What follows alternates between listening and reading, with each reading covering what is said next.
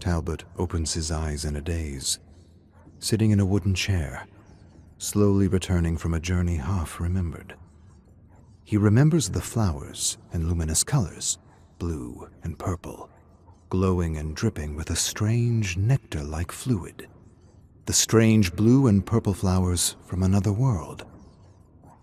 He heaves a groggy sigh and isn't sure if he traveled at the speed of thought to defy time and experience a moment from the future, or if it was all some elaborate fantasy put together by his imagination with an unremembered assortment of past memories. Either way, it felt real, and that, for the time being, was enough. Talbot glances at the poppy in his hand. Incredible how a single flower can take you on such a journey, through realms within, and possible realms without, through realms unknown. "You're back, Mr. Grimes." Talbot turns with a start to face Junius, an investor in the company. He despised everything about this man, how he presented himself in his black suit and waxed mustache, how he looked at him, how he had to justify everything he wanted to do with him and his brethren in terms of profit. "What are you doing here?" "We need your, how shall I say, expertise to help us collect samples in a remote location in northern Africa." "I'm afraid I'm on another assignment, but I'm sure you're able to send in the other chemists." "We have." "And?" "They disappeared, along with several other expeditions we've sent in." Talbot turned away, taking in a basement filled with black smoke and the drowsy scent of opium, urine, sweat, and vomit. The den was lined with 2 rows of straw mattress beds, accompanied by little tables with nut oil lamps to heat up the opium before placing it into a pipe as long as a rifle. Men groan and grin with their eyes shut. One man stares at Talbot and laughs slowly and heavily with a pipe to his lips. Every time he pulls at the burning opium pellet, there is a hellish frying sound. Junius clears his throat. "Understand, Mr. Grimes, there is no assignment more critical for the company than this one." And by critical, Talbot understands he means profitable. Junius hadn't been exactly right. There had been a chemist who had returned from the expedition, an old friend and rival from school, Tomas. Tomas had returned from his journey into the bleed, as Junius called it, without uttering a single word about anything he had seen or experienced. In fact, he hadn't uttered a single word since his return. And as Junius explains how he hopes an old friend would stimulate Tomas, he marches along the grimy London road, leading Talbot to Tomas's home. Within minutes they approach the entrance of a modest dwelling, and Junius knocks hard. A doctor opens the door and greets them both, explaining how Tomas has gone to pieces and that no one can get anything out of him. The doctor then leads them to a small, dank room where Talbot's old school friend sits at the edge of a bed, rocking nervously. A candle on a nearby table illuminates him in the darkness. With slow steps, Talbot approaches Tomas. Horrified by the haggard face and the empty eyes staring up at him, he proceeds to sit on a stool beside him. "My dead old friend. I only heard a few days ago you were back from quite an assignment, as I've been made to understand." Tomas doesn't answer, but his eyes brim with sudden tears. "It's okay. You can tell me what happened." Tomas tries to speak, but only mumbles incoherently. After a moment, a tear slips down his pale cheek, and he manages to point a trembling finger at a cabinet. Talbot stands, brushes past Junius, and grabs a leather satchel. He opens it and pulls out a journal and shows it to Tomas. Tomas nods and struggles to speak, but his eyes suddenly widen, and instead of words he releases a hellish scream that grows louder and louder with every breath. Panicked, the doctor rushes in, quickly escorting them out of the room, as Talbot gives his friend one last trailing look and wonders what could have broken such a stoic and brilliant mind. Talbot sits in a horse-drawn carriage reading the notebooks. Nothing but gibberish and the disturbing thoughts of a chemist losing his mind. If he were to believe the notebooks, Tomas had lived an eternity in a world where people were constantly hunted like game by apparitions pulled out of dark folk tales. He had only disappeared a week, and yet there were hundreds of entries, perhaps thousands. It made little to no sense. Neither did Junius. He had misjudged the money man. He was a lot more compassionate than he had anticipated, and he seemed to express genuine sympathy for Tomas. Despite being obsessed with profit, he is really quite human. It dawns on Talbot that Junius might in fact be two people, and that the company does a strange thing to him, acting almost like a catalyst. He seems to be different when representing the company. It seems as though the company affords him something which allows him to be someone else entirely. Perhaps protection, perhaps anonymity, perhaps both. Talbot suspects the same may be said of him with his pursuits, but somehow he's sure that even with the protection and anonymity of the company, he manages to retain his compassion for others. And yet, he goes through his friend's notebooks less from a position of grief and more from a position of curiosity. He wonders if this objective disposition makes him less human, or perhaps more human. Any beast can react in anger or rage or grief. What sets us apart from animals is our intellect, our ability to stand above our emotions for the greater good. And yet, Talbot cannot help but entertain the thought that what sets humans apart from machines is our emotions. No, not emotions. Our empathy. Our ability to feel what others feel just by imagining what they might be going through, what they might be suffering. That is an ability above and beyond the simple mechanisms of the intellect. What an incredible power it is to be able to put ourselves in another person's shoes. It's why theater and poetry and stories can even exist. Without empathy, the human experience would have to be redefined as something else, something smaller, something closer to that of an insect. And yet, it's the empathy variable that seems to be the great obstacle to achieving true objectivity, to achieving truth. But what's the use of true objectivity if it means losing one's humanity?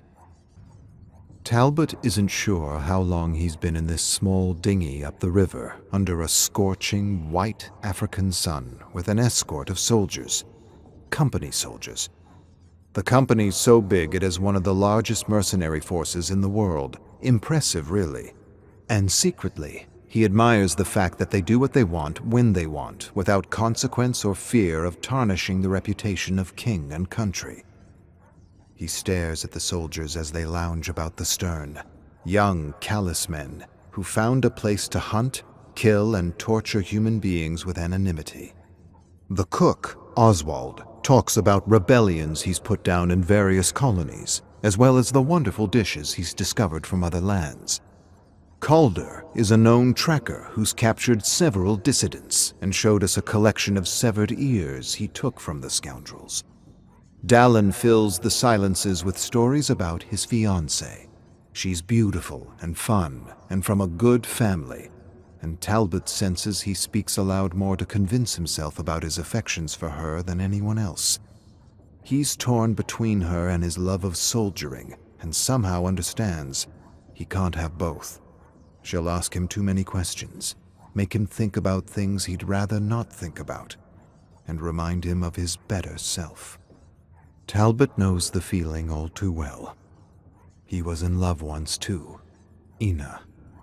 But his love for her wasn't enough, at least not enough for him to turn his back on his experiments. She was jealous of his work, of his lab, all the time he spent there, all the energy and thought he gave his experiments. When Ina smashed the lab to pieces and set it ablaze, he immediately understood how much she loved him. And seeing his destroyed lab, he immediately felt the pain and misery he was causing her, and he didn't want to experience those feelings anymore, or the guilt. Riding a camel under a blistering sun, Talbot wipes beads of sweat from his brow and follows Calder and the other soldiers to a sprawling camp of tents covered in sand. They quickly halt as a man in desert attire approaches them, introducing himself as Farley. Talbot dismounts, and they exchange pleasantries. Then Talbot follows Farley across the camp, past countless cooking fires surrounded by whispering company men, and into the largest tent. Farley turns to Talbot. I would like to say that all this is not, how should I put it, conventional. What I share with you must never be spoken of with anyone else. Talbot nods slightly. Farley walks over to the back of the tent and lifts a flap to reveal a huge mass of black fog in the distance. Strange purple and blue light emanates from within. What is that? What am I looking at? Farley stares at the mass of fog. We refer to it as the bleed.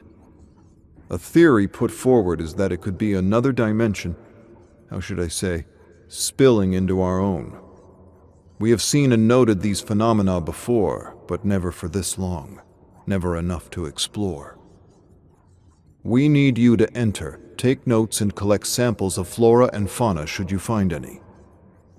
Talbot peers intently at the barrier of fog. You believe this to be another dimension? We don't know what to think, and that is precisely why we sent for you, Mr. Grimes. You could have chosen more experienced chemists. There are several. We did. They never returned, and we are certainly concerned for their well-being. But if you could find a way to collect and bring back samples from this anomaly, their sacrifice would not have been in vain. Talbot furrows his brow. Farley sighs, closes the flap, and faces Talbot. We would even consider your proposal to improve, how should I say, the quality of your experiments. That is to say, we could certainly find a way to give you access to the test subjects you desire. The king would have our heads. My dear Mr. Grimes, we do not answer to the king. We do not answer to the king. Talbot considers the implications of those words over and over again as he prepares his leather satchel with his notebook, tools, and vials. He then closes the satchel and wonders who in fact the company answers to if not the king. Junius had once told him the company was like a person and was given the same respect as a person, and yet the company didn't seem like a person. It seemed like something else, something different, something perhaps like a beast pretending to be a person, a dark thing unleashed into the world to destroy and plunder and return to its masters with a mouthful of death and a fistful of gold. A part of Talbot hated being a part of this dark thing for the longest time, but over the years he had found a way to rise above his guilt and admire the sheer power and brilliance of what it could do in the world and what it could achieve for its masters without reproach. When the beast became a problem, the masters could simply end its life abruptly, burying the beast in all the pain, death, and horror it had caused in a forgotten grave. But not the gold, not the plunder. They, the masters, could keep it all. Keep the gold and the plunder, and eventually use it to inject life into a new beast, or perhaps beasts. The company may not have been a person, but it was certainly a form of life, and gold was its life force, its blood. Talbot suddenly feels inspired. Gold is energy. No, not gold. Currency. Currency is energy. No, not energy. A variable to direct and control people, to manipulate the fold. Yes. There is something worth exploring in the thought. Something worth pursuing. Something that could help the company and its masters. He asks himself if there is a way to understand people in reduced terms, in terms of energy and equations. Talbot quickly pulls out his notebook and jots down a concept: fold energy. He scribbles down an equation, crosses it out, then rewrites another version. He examines the equation, then releases a sigh and crosses it out again. He wonders for a long moment if people could actually be reduced to a chemical equation that could somehow determine output and potential. It was a strange idea, perhaps even an awful idea, and yet this idea had legs like a beast. It was certainly plausible to treat people as a kind of energy that could be contained and controlled, except for one variable, the human variable: empathy. The strength of currency as a variable to control, manipulate, and predict energy flow would be directly proportional to the value people placed on the currency in their lives. But there had to be ways to remove or reduce the human variable, to somehow turn currency into a collective god, or in the very least, a demigod, something the Fold feared, prayed to, and constantly meditated on. One single god to control them all, one single variable to stimulate, shock, and direct Fold energy. Talbot stares at his notebook and laughs to himself. The idea is ludicrous. There are no legs. There's no present or future world where he or anyone else could experiment on eliminating the human variable. Such a thing not even the company could get away with. But if it could, it would be far more powerful and effective at controlling the Fold than any king or empire. Talbot scratches out his equations, realizing they are nothing more than highly imaginative scribbles masquerading as science. Even if the company were granted the ability to experiment on the Fold without limits, he could not imagine how this intangible human variable could be reduced, let alone removed from the equation. All the cultures and communities and diverging beliefs and values would never allow such a god or demigod to exist. Shaking his head at the absurdity of his theory, Talbot closes his notebook, places it in his satchel, and prepares for the journey to come. Talbot leads his retinue toward a wall of fog, ignoring the gasps and sighs behind him. He stops in his tracks just before entering. Oswald announces that he thinks they should all turn back, and that if they do, he'll make them a wonderful dish he learned in India. Calder says the money they are paying him makes turning back impossible. Dallin agrees with Calder. Talbot takes note of the comment, then extends a finger and pokes the almost liquid fog. And the fog extends a tendril and pokes him back. In disbelief, Talbot pokes the fog again to see if he'll stimulate a similar response.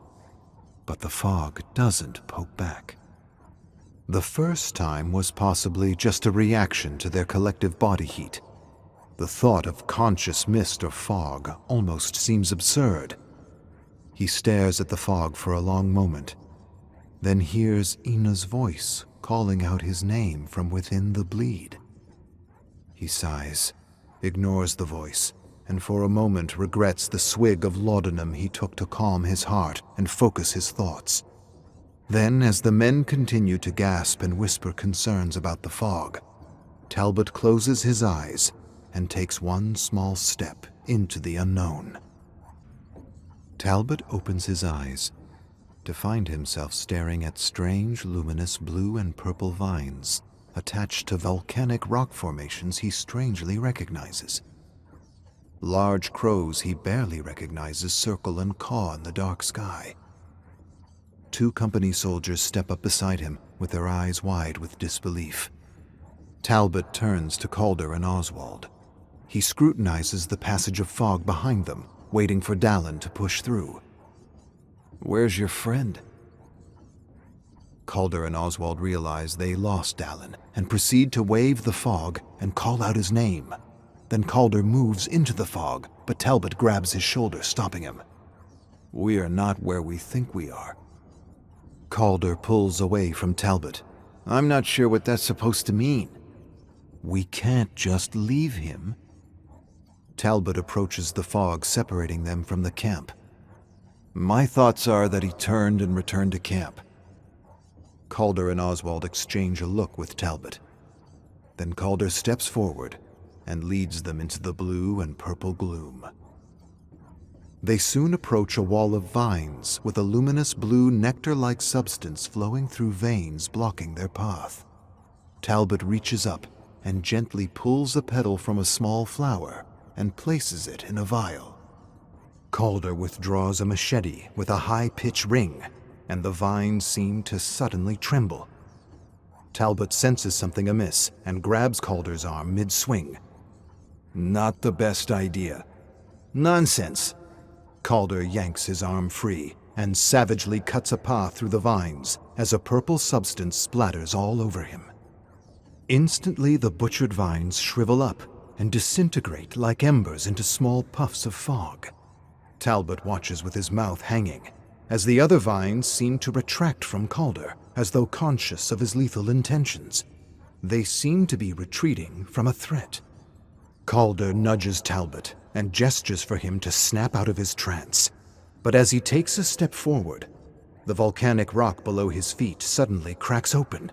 Black fog spews out, and a thick vine slithers out and touches Calder's boot.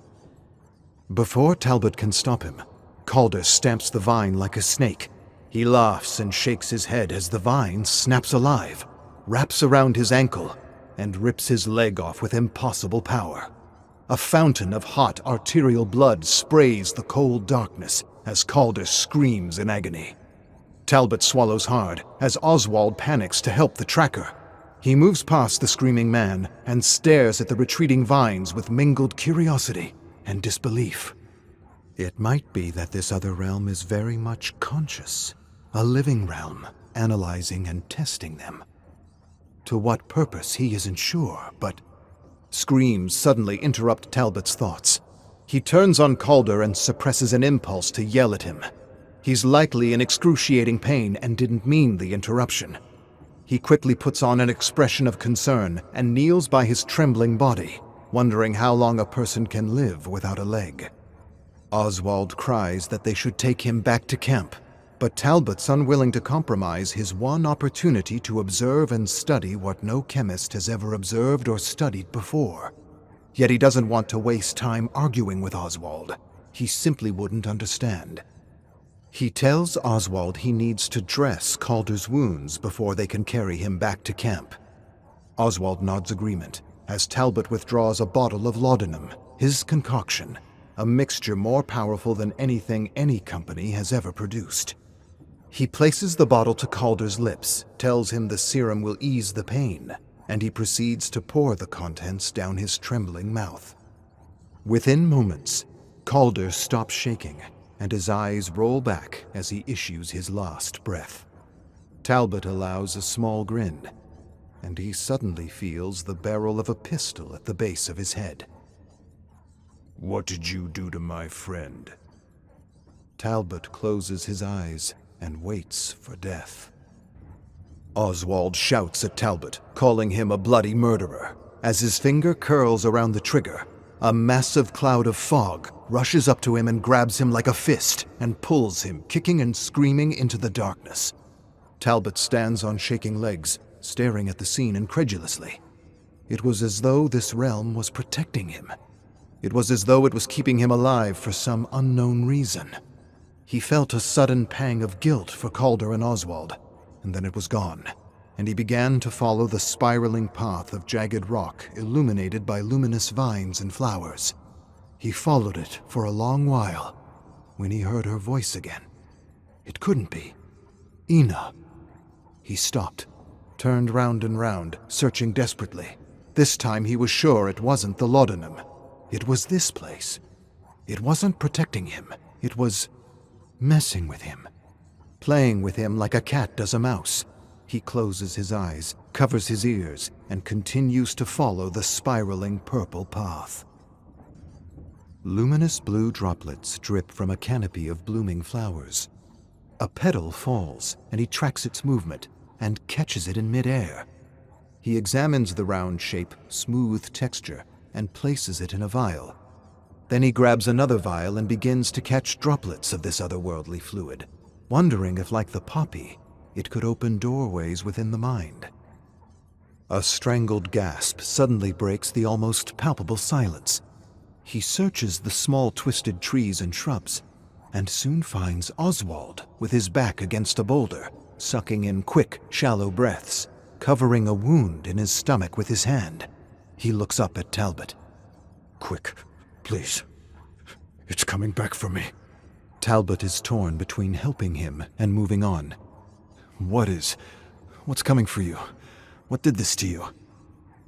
Talbot takes a shuddering breath and kneels beside Oswald, opening his satchel and searching for thread to stitch him up. It's hunting us. The man-beast.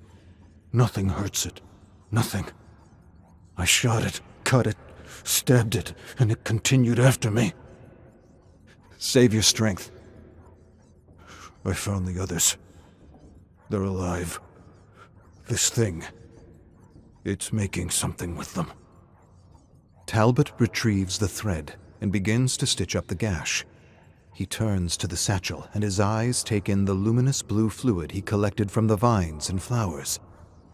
He's not sure what it does, and he knows it will be a while before he does. Talbot stares at Oswald. He can't do it. He shouldn't do it, and yet, this is an emergency. He must do what he can to help him, even if it means taking a chance on an untested serum. He almost has no choice. He hesitates, then grabs the vial and stares at it. He knows he's lying to himself. He knows there are other ways to help him. But he also knows the company hasn't officially accepted his proposal for human experimentation. Human experimentation could take a long time, a real long time, and he doesn't have a long time. It might be years before he gets another chance like this. He could administer a drop, just a drop, and see what medicinal properties the nectar-like secretion may or may not have. The secretion is a gift from another world. Last thing he wants is to spend years staring at the vial collecting dust on a wooden shelf in his laboratory, while the company debates the merits of his proposal. In fact, they'll be grateful he took the initiative. Slowly, he lowers the vial to the wound. He tilts the lip slightly and lets a tiny drop slip out into the sticky wound. He waits for his blood to absorb the secretion and watches ever closely. At first, nothing seems to happen. Then, all at once, Oswald's face twists in horror as his body warps. A fiery blue light burns through him as blue and purple sacs begin to cover his body. Talbot stares, amazed. He's never seen anything like it. It's incredible. One drop shocked his entire system within a few minutes. The mutation and energy release alone seemed impossible, and yet there it was, right in front of him. Oswald screams as one boil after another erupts with purple pus. Amazement turns to fear as Talbot stares at the ghastly sight and realizes what he's done to the cook. His mind searches desperately for ways to help the poor man, but there's nothing he can do. Over the screams, he hears Ina's disembodied voice echoing behind him. "Talbot, dear, what have you done? What have you done?" Talbot scrambles back on his heels, then turns and charges through the madness of this impossible world with a maelstrom of conflicting emotions rushing through him. What have I done? What have I done? Talbot shambles through thick vines and clambers over rocks and corpses blooming with luminous flowers. He tumbles to the ground and tells himself it was for the greater good, that the cook was probably going to die anyway, that he's doing something important, that he's searching for chemicals and compounds potent enough to transport people to other worlds at the speed of thought. The speed of thought is the only way to travel between worlds, and the doors to these unseen and unknown worlds are within, and any effort in trying to find those keys far outweigh the life of a cook. Desperately, he clambers to his feet and finds himself surrounded by a living mass of black fog. He stares at it intently, and his panicking mind calms with amazement as he finds himself staring at tiny cells that undulate together like some sort of vaporous membrane. Then, the fog slowly dissipates to reveal a tree covered in thick black leaves. Talbot stares at the tree and begins to notice the trunk writhing and realizes it's made of people. He realizes in amazement that he has found the missing employees. He begins a slow march toward this tree of death with his eyes wide and his jaw hanging. It's beautiful and horrific at the same time. It's sublime. It's the only word that comes to mind. As Talbot approaches the gnarled tree, the black leaves suddenly take flight, revealing themselves to be massive crows. He gazes skyward and watches the crows disappear into the darkness. Then he hears the crunch of stone and quickly lowers his gaze to find himself face to face with the man-beast. The creature stares at Talbot with a gaping mouth and glowing blue eyes, as though recognizing him. It hesitates and seems conflicted as it peers into his disbelieving eyes. Suddenly, the creature shrieks something horrible, and vines burst out of its hands and wrap around his chest, squeezing the breath out of him until he slowly drifts into nothingness. With a gasp, Talbot opens his eyes, alone in the desert, under a blistering sun with no sense of the passage of time. He remembers pulling himself off the tree. He remembers someone crying out to him for help. He remembers taking samples as everything evaporated before his eyes. Then he remembers walking and collapsing under a scorching white sun, wondering if he was going to suddenly wake up in another world, or perhaps in an opium den. Talbot struggles to sit up as a mirage of men on camels gallop toward him. He looks down to his clenched fist, opening it slowly to reveal a blue and purple flower.